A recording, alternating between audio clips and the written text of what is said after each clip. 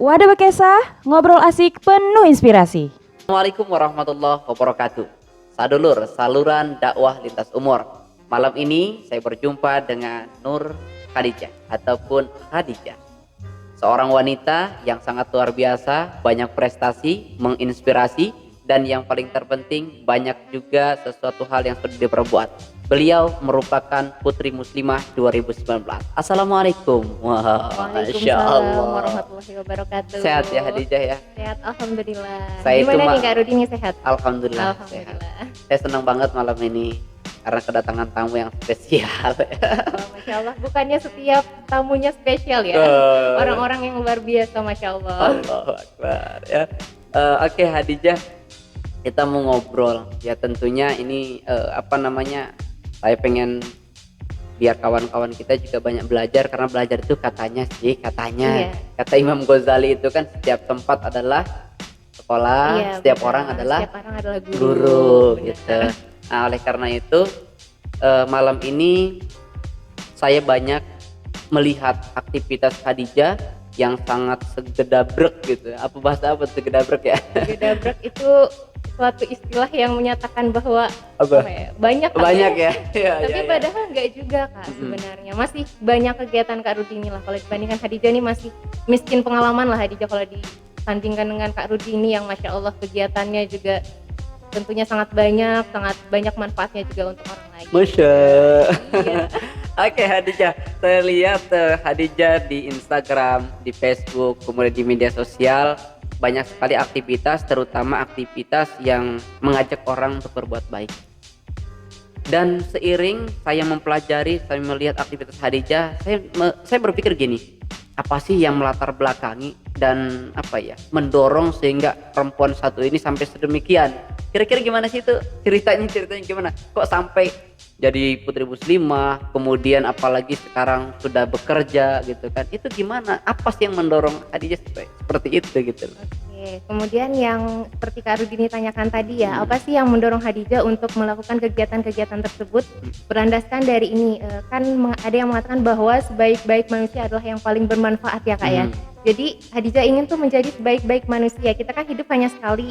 Jadi kenapa enggak kita buat kehidupan kita ini lebih bermakna dengan kita memperbanyak kegiatan-kegiatan yang positif yang bermanfaat untuk orang lain. Selagi kita masih bisa untuk bermanfaat, kenapa enggak gitu. Masya Allah. Jadi memang sih ya, kalau kita pengen jadi orang baik ya juga bermanfaat gitu loh ya. Iya benar. Enggak gini, kalau sekarang kan udah anggaplah sudah memang belum banyak gitu kan yang saya mungkin juga Khadijah lakukan. Kadang-kadang kita pernah ngerasa kurang nggak sih, gue ini belum manfaat banget nih gitu, karena ngerasa nggak sih kayak gitu sih? Benar, jadi Khadijah sering banget tuh ngerasa yang kayak gitu, masih kurang maksimal nih, apalagi kan Khadijah nih sebagai Putri Muslimah, masa setahun menjabat itu masih kurang banget rasanya kegiatan-kegiatan yang dilakukan, kegiatan yang memberi sumbangsi atau partisipasi positif untuk umat khususnya ya dalam hal ini. Jadi merasa lebih banyak harus belajar lagi, masih banyak banget hal-hal yang belum dilakukan. Nggak gini Khadijah, oke lah itu cakep banget. Tadi kan berawal daripada khairunas tanpa hublinas Iya, gitu kan, benar. manfaat yang paling terbaik. Di satu sisi Khadijah kan Putri Muslimah nih gitu kan, itu spesifikasinya itu apa sih Putri Muslimah itu? Kadang-kadang saya itu apa sih gitu kan, saya belum tahu gitu loh. Oke. Jadi kalau untuk Putri Muslimah sendiri, Khadijah memandang ketika pertama kali bergabung nih di ajang Putri Muslimah ini sendiri, Khadijah memandangnya ini ajang beauty pageant yang berbeda dengan lainnya. Yang dimana yang ditekankan di sini bukan hanya dari segi fisik ya, seperti yang sering kita lihat di ajang-ajang kecantikan lainnya yang mengatasnamakan kecantikan, lebih mengutamakan dari sisi fashion dan lain sebagainya. Jadi Putri Muslimah ini sendiri dari awal Khadijah bergabung, bertemu dengan orang-orang yang baru Khadijah kenal, bertemu dengan pembina dan lain sebagainya.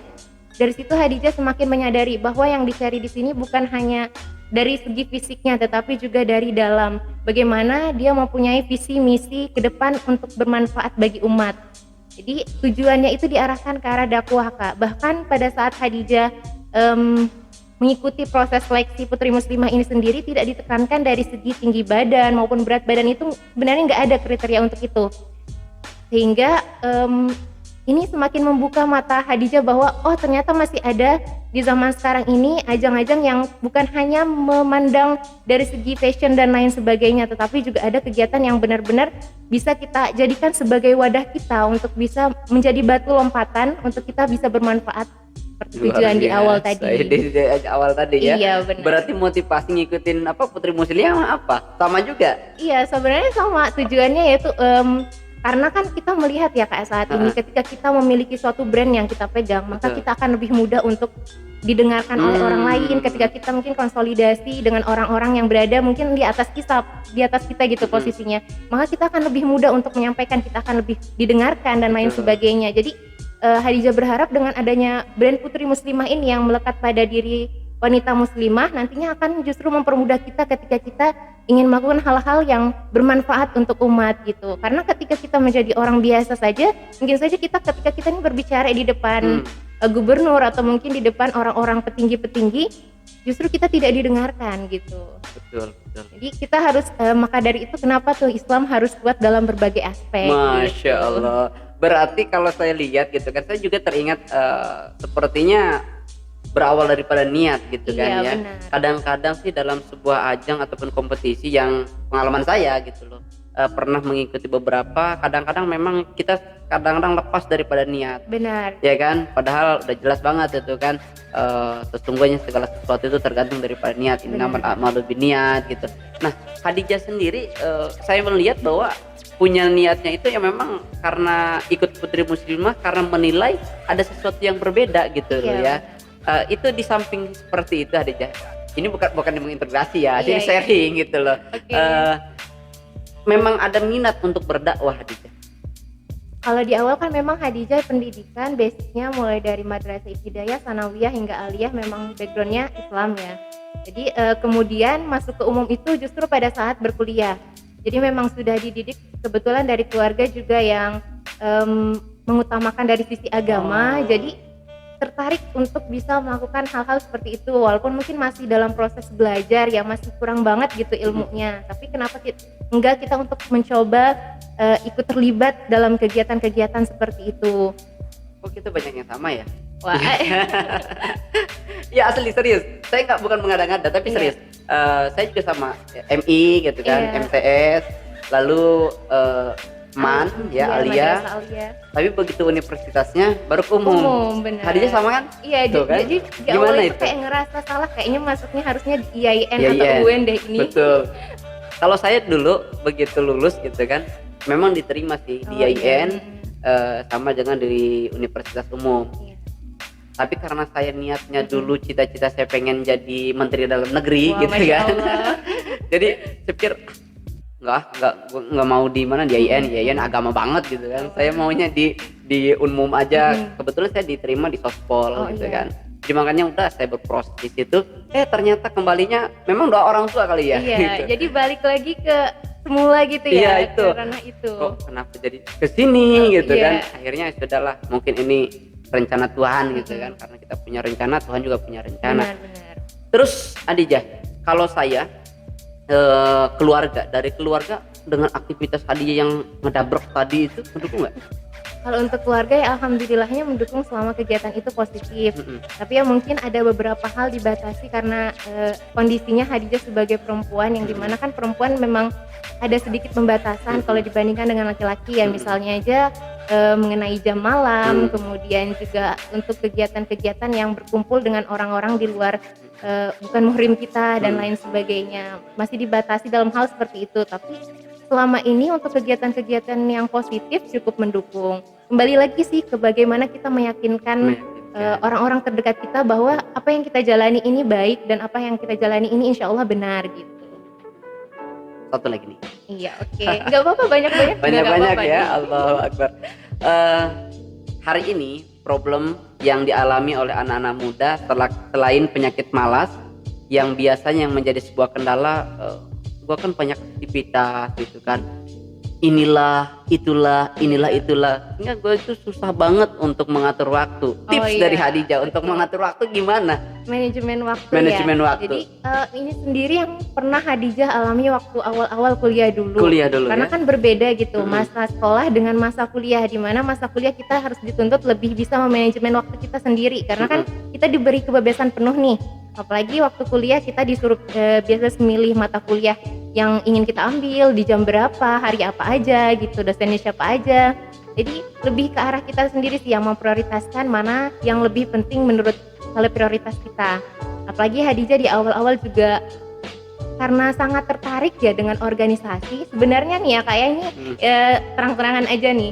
Hadijah dulu pada waktu mulai dari kecil sampai masa SMA itu termasuk orang yang sangat introvert banget. Jadi tertutup, benar-benar cuman punya teman satu sahabat dekat mulai dari SMP sampai SMA ya tadi tuh. Jadi pada saat kuliah meyakinkan pada diri nggak bisa nih gini terus, nggak bisa nih tertutup dari orang lain, dari pergaulan sosial dan lain sebagainya. Ingin berubah ya dengan salah satunya dengan bergabung di organisasi tadi. Dan justru dari situ jadinya ketagihan gitu Kak, ikut satu organisasi kemudian ikut lagi organisasi lainnya, dan beberapa organisasi bahkan sepertinya organisasi di fakultas pernah diikuti semua gitu. Luar Kecuali biasa. yang UKM Ya. olahraga dan lain sebagainya itu masih belum. Luar biasa ya. Itu apa namanya, dengan berbagai macam organisasi pada saat ngomong-ngomong kuliah di mana? S1-nya di mana? Kuliah di Universitas Mula Warman, sama nih sama Kak Rudi nih. Sama ya kita ya. Iya, berbeda Oh, fakultas saja. Siap. Oke, apa namanya, Hadijah kan jurusan ekonomi. Apa Iya. sih kaitannya dengan dakwah? Kayaknya Oke. kalau saya lihat sih Hadijah itu lebih cenderung kepada religius sebetulnya. Ya. Karena kan dikaitkan dengan dakwah ya Kak ya. Mm-mm. Kita harus memandang dakwah itu luas. Jadi mungkin Kak Rudi ini lebih paham sih sebenarnya hal ini. Jadi bukan hanya dari sisi satu aspek aja, mungkin kita belajar tarbiyah aja atau Betul. belajar hal-hal yang berkaitan dengan agama Islam aja, tapi kita juga perlu menguasai bidang-bidang lainnya. Salah satunya ekonomi, karena kan kita tahu nih dalam suatu negara hal-hal yang sangat berpengaruh termasuk di ekonomi ini.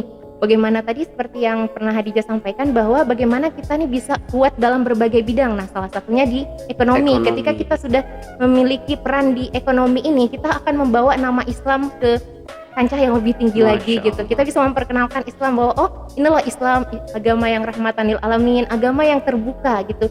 Kan masih banyak mungkin yang memandang bahwa agama Islam itu agama yang tertutup. Mungkin dari sisi orang-orangnya tidak ingin bergaul dengan orang lain dan lain sebagainya. Kita buktikan bahwa Islam adalah agama yang rahmatan lil alamin gitu. Jadi kita terbuka untuk semua orang, kita punya toleransi yang tinggi, kita bisa berkembang dalam berbagai aspek. Kalau begitu saya mau tanya satu hal sama Oke, Hadijah. siap. Siapa tokoh inspirasinya Hadijah? Harus dijawab ya ini. Harus Kalau dijawab untuk dong. tokoh inspirasi sebenarnya kalau untuk ini ya pastinya panutan kita ya Rasulullah SAW. Allahumma sholli ala Muhammad wa ala Muhammad. Masya Allah. Iya, kalau untuk panutannya. Memang luar biasa sih ya. Kalau saya melihat ya, sangat kita harus membuka cakrawala berpikir Benar, kita, benar. mata kita, karena dakwah itu bukan muluk-muluk, mimbar itu mimbar, Benar, begitu setuju kan. banget sih kalau hal Kemudian masjid itu masjid, gitu. Itulah sebabnya kalau saya pernah membaca gitu kan dan mengamati, Rasulullah itu adalah tipologi pemimpin seorang nabi yang sangat cerdas. Benar. Dia mampu menempatkan sahabat-sahabatnya yang istimewa gitu. Iya. Sosok Abu Bakar selain setia memiliki kekayaan gitu kan. Iya. Apalagi Utsman bin Affan kan itu pakar ekonomi gitu Benar, kan. benar. Jadi, Nah, sehingga Rasulullah juga pernah mengatakan bahwa kalau kemiskinan itu akan mendekati kekufuran gitu ya. benar. Makanya saya bilang kalau ke kawan-kawan gitu, ayo dong gitu kan, kita bergerak. Dakwah itu bukan hanya ceramah gitu loh. Benar. Anda ada bidangnya di ekonomi ya bergerak di situ. Iya. Anda dakwah dengan bidang Anda itu. Iya, benar. Cakep nggak sih kalau kira-kira kalau kayak gitu? Cakep banget. Cakep sih. ya. Iya. Oke. Ya luar biasa sekali Hadijah ya. Istimewa ya, istimewa sekali. Kemudian harapan untuk orang tua gimana?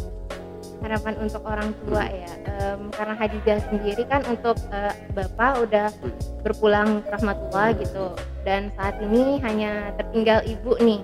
Tetapi Hadijah merasa bahwa orang-orang yang perlu Hadijah bahagiakan, orang-orang yang perlu Hadijah banggakan dalam hal ini bukan hanya keluarga secara spesifik ibu, tapi banyak orang-orang yang sudah mendukung Khadijah hingga sampai ke titik ini, titik yang masih tetap berproses tentunya.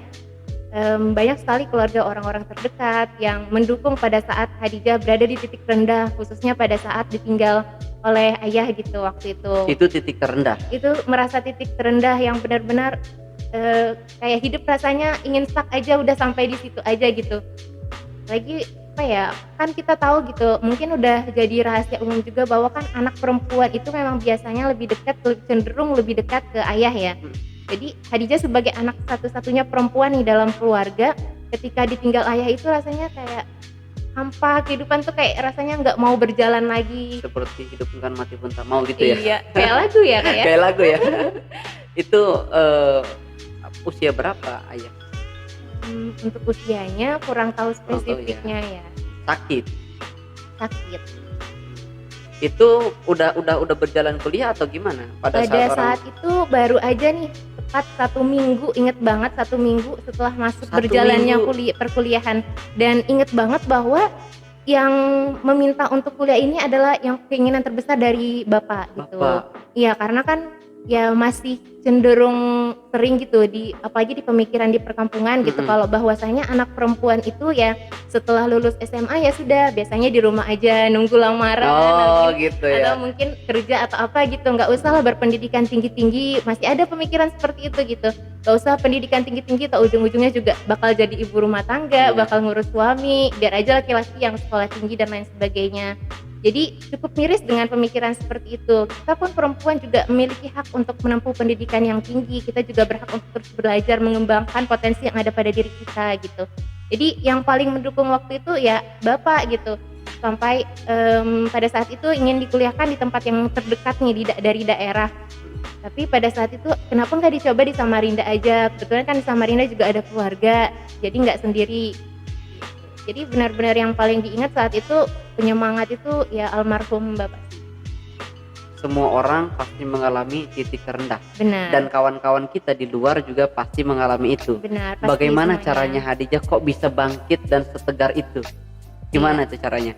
Ya itu tadi, kembali lagi banyak orang-orang di sekitar Khadijah yang ikut membantu, mensupport pada saat titik terendah tersebut, termasuk pada saat kejadian tersebut. Jadi apa ya, pada saat itu udah keinginan untuk lanjut kuliah, padahal sebelumnya nih Khadijah yang paling pengen banget kan untuk kuliah, didukung oleh bapak. Tapi setelah itu apa ya, terasa hampa, udah mau berhenti kuliah aja. Kemudian orang-orang terdekat, mama, kemudian tetangga, saudara-saudara dan keluarga itu mendukung. Itu sih yang menjadi motivasi untuk bangkit kembali, selain ingin memberikan kebahagiaan kepada almarhum bapak gitu. Nggak ingin bapak kecewa gitu di alam sana setelah setelah kepergiannya justru anaknya berputus asa, menjadi hancur hidupnya dan lain sebagainya. Nggak ingin bapak kecewa, jadi ya sebisa mungkin bangkit, membuktikan bahwa Khadijah bisa untuk mewujudkan impian dari almarhum bapak. Biasa ya. Khadijah, dari perjalanan Khadijah sangat istimewa, banyak inspirasi menurut saya. Kemudian saya menilai Khadijah saat ini udah berhasil gitu kan.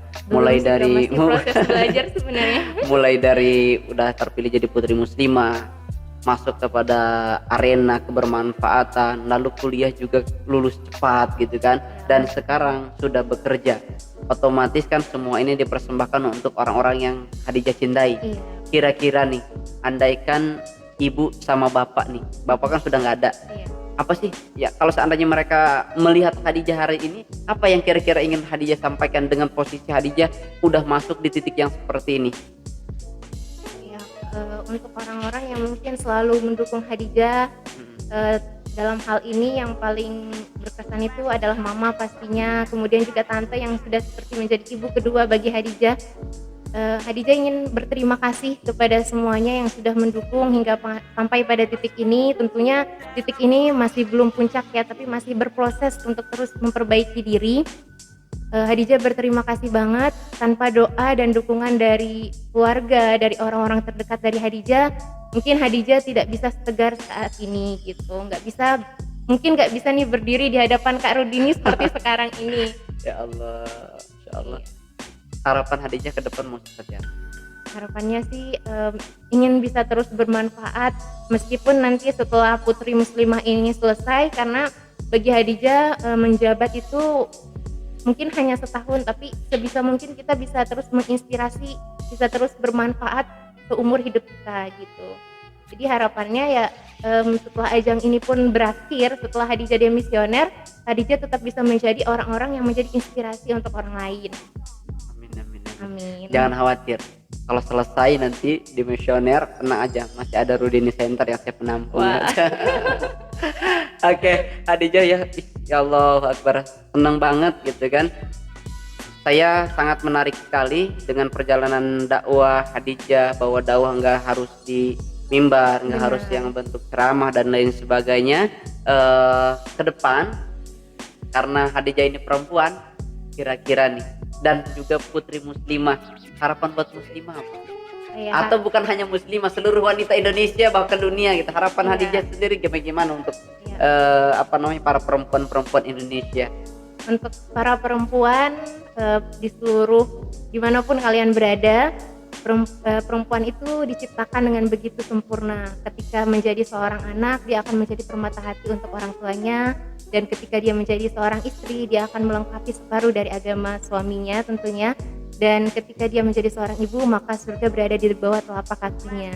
Jadi begitu istimewanya seorang wanita diciptakan, khususnya dalam hal ini muslimah, tetapi kita percaya bahwa perempuan itu begitu berharga, begitu mulia, maka mari kita jadikan diri kita menjadi berharga di mata orang-orang. Jadi menjadilah pribadi yang tangguh, kita buktikan bahwa perempuan pun juga bisa untuk terus berprestasi, menginspirasi orang lain. Satu kalimat lagi buat kita semua, baik laki-laki ataupun perempuan. Baik laki-laki untuk perempuan. Apa yang harus kita lakukan untuk menyongsong, apalagi dengan kondisi seperti ini? Ya, khususnya anak-anak muda yang hari ini kita dituntut harus kreatif, inovatif gitu kan, harus mandiri. Kira-kira menurut Hadijah, apa yang harus Hadijah sampaikan kepada seluruh anak-anak muda, ataupun baik laki-laki ataupun perempuan, apa kira-kira? Jangan berhenti untuk bergerak, karena ketika kita berhenti untuk bergerak maka kita akan tertinggal. Teruslah berjalan, meskipun mungkin perjalanan kita akan terasa sangat melelahkan, tapi yakinlah bahwa meskipun kita tidak sampai pada puncak ataupun titik yang kita inginkan, setidaknya kita sudah berjalan melewati dari titik sebelumnya kita berada. Jadi marilah kita terus berjuang selagi kita masih bisa untuk memperjuangkannya. Kemudian juga memasuki fase new normal, marilah kita menjadi new me, diri kita yang baru, diri kita yang bisa beradaptasi dengan kondisi perubahan zaman. Karena yang dapat bertahan itu, yang dapat survive bukan hanya orang yang kuat dan pintar, tetapi orang-orang yang dapat beradaptasi dengan perubahan maupun kondisi dari perubahan zaman itu sendiri. Very good, Masya Allah, luar biasa. Wanita ketika dia jadi anak, maka dia jadi permata hati buat orang tuanya. Ketika dia jadi seorang istri, maka dia akan menyempurnakan sebagian daripada agamanya. Dan pada saat dia menjadi seorang ibu, maka surga akan diletakkan di bawah telapak kakinya. Seorang Hadijah, perempuan yang sangat menginspirasi, memotivasi kita semua. Sekali lagi saya ucapkan terima kasih. Saya teringat, mungkin ini buat kita semua ya.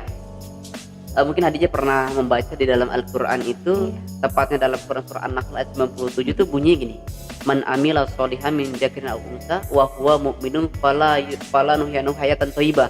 Bahwa di situ barang siapa yang mengerjakan kebajikan, baik laki-laki ataupun perempuan, dalam keadaan beriman, maka Allah Subhanahu wa taala akan memberikan hayatan thayyibah, kehidupan yang baik.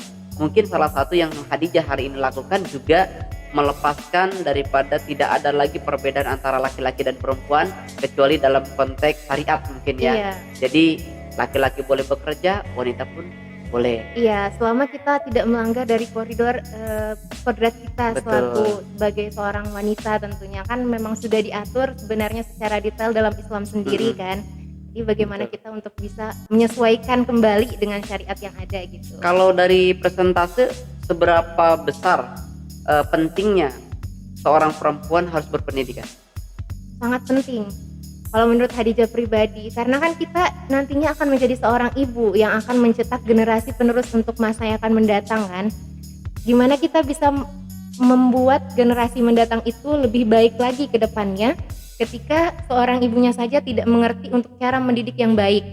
Jadi sangat penting seperti yang Hadijah sampaikan tadi bahwa generasi mendatang, karakter dan lain sebagainya ditentukan oleh bagaimana kita bersikap saat ini. Good, berarti perempuan cerdas akan melahirkan Generasi yang cerdas. generasi cerdas dan berkualitas. Iya. Baik Hadijah, terima kasih banyak atas waktunya ya. Semoga Hadijah selalu sehat, terus Amin, ya menginspirasi dimanapun, kapanpun, dan selalu menjadi orang-orang yang masuk dalam lingkungan yang manfaat. Amin. Jangan sampai lelah untuk berbuat kebaikan. Kita sama-sama bergandengan tangan untuk melakukan yang terbaik. Niat kita adalah untuk dakwah, melanjutkan perjuangan Rasulullah SAW. Terima kasih Hadijah, sekali lagi terima kasih banyak ya. Mohon maaf lahir dan batin. Terima kasih banyak, terima kasih.